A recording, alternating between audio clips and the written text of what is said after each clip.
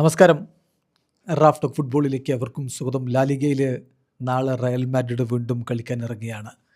തുടർച്ചയായ 2 മത്സരങ്ങൾ പരാജയപ്പെട്ട് ലീഗിൽ ഒന്നാം സ്ഥാനക്കാരായ ബാഴ്സയേക്കാൾ 4 പോയിൻ്റ് പുറകിലാണിപ്പോൾ റയൽ മാഡ്രിഡുള്ളത്. അതുകൊണ്ട് തന്നെ റയലിന് വിജയിച്ചേ പറ്റൂ. പക്ഷേ പല താരങ്ങളും പുറത്താണ്.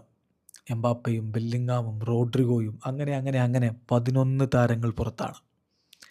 ഇത് ടീമിനെ ബാധിക്കില്ലേ? ചോദ്യം ആൽവാരോ ആർബിലോയോടാണ്. അദ്ദേഹം ഇന്ന് മാധ്യമപ്രവർത്തകരെ കണ്ടിരുന്നു. പ്രീ മാച്ച് പ്രസ് കോൺഫറൻസിൽ 11 പ്ലെയേഴ്സ് പുറത്താണല്ലോ, നാളത്തെ കളിക്ക് നിങ്ങൾ എന്തു പറയുന്നു? അദ്ദേഹത്തിൻ്റെ മറുപടി, ഇത് റയൽ മാഡ്രിഡാണ്.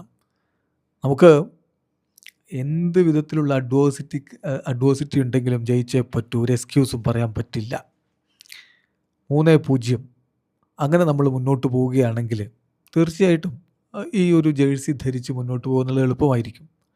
ഒരു ഗ്രേറ്റ് പ്രൊഫഷണലായിട്ട് പോവുക, തോറ്റാലും മുന്നോട്ട് പോകണം.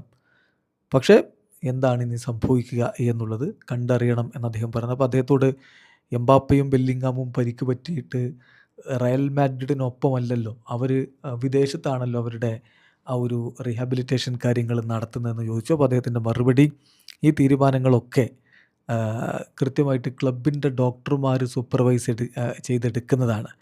എല്ലാം വളരെ കൃത്യമായിട്ട് തന്നെയാണ് പോകുന്നത്. എല്ലാം കൃത്യമായിട്ട് സൂപ്പർവൈസ് ചെയ്യുന്നുണ്ട്. പിന്നെ ഇവിടെ മെയിൻ പ്രോബ്ലം റെഗുലാരിറ്റി കണ്ടെത്താൻ പറ്റുന്നില്ല എന്നുള്ളത് എളുപ്പമുള്ള കാര്യമല്ല.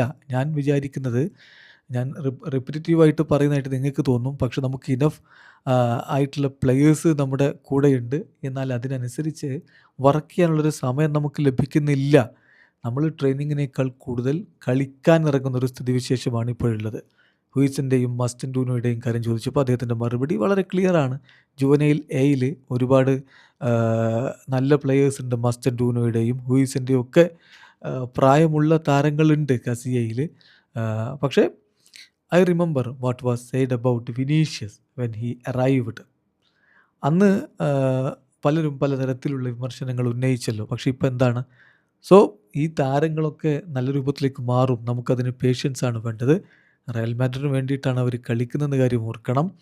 അത് ഏറ്റവും ഡിമാൻഡിങ് ആയിട്ടുള്ളൊരു ക്ലബ്ബാണ് ലോകത്ത്. സോ എല്ലാവർക്കും അത് ഒരുപോലെ ആയിക്കൊള്ളണമെന്നില്ല. അവർക്കെല്ലാം നല്ല കോൺഫിഡൻസ് ഉണ്ട്. തീർച്ചയായിട്ടും ഫാൻസ് ഈ കാര്യങ്ങൾ മനസ്സിലാക്കും എന്നാണ് ഞാൻ പ്രതീക്ഷിക്കുന്നത്. അവരെ നമ്മൾ ശ്രദ്ധിക്കണം, സഹായിക്കണം. അവരെ നമ്മൾ എൻകറേജ് ചെയ്യണം.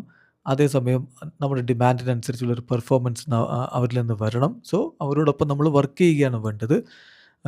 ഇതാണ് ഇമ്പോർട്ടൻ്റ് ആയിട്ടുള്ള കാര്യം. സോ മിസ്റ്റേക്ക് അവർ വരുത്തട്ടെ. കാരണം മിസ്റ്റേക്സിൽ നിന്നാണല്ലോ നമ്മൾ കാര്യങ്ങൾ പഠിക്കുന്നത്. ഫുട്ബോൾ എന്ന് പറയുന്നൊരു സ്പോർട്സ്, അത് മിസ്റ്റേക്കുകളുടെ കൂടി സ്പോർട്സാണ്.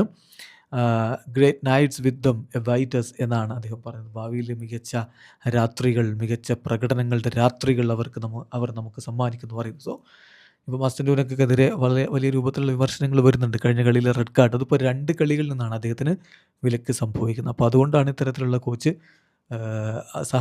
താരങ്ങളെ സപ്പോർട്ട് ചെയ്തുകൊണ്ട് സംസാരിക്കുന്നത്. അതേസമയം അലാബ നാളത്തെ കളിക്കുണ്ടാവില്ല എന്നുകൂടി കോച്ച് പറയുന്നുണ്ട്. Alaba is out tomorrow. അസെൻസിയോയുടെ കാര്യത്തിൽ നമുക്ക് നോക്കാം. അദ്ദേഹം അഥവാ കളിക്കുന്നില്ലെങ്കിൽ ഡിയേഗോ അഗ്വാഡോയോ അല്ലെങ്കിൽ ലാമിനി ഫാറ്റിയോ ഒക്കെ ഉണ്ടല്ലോ.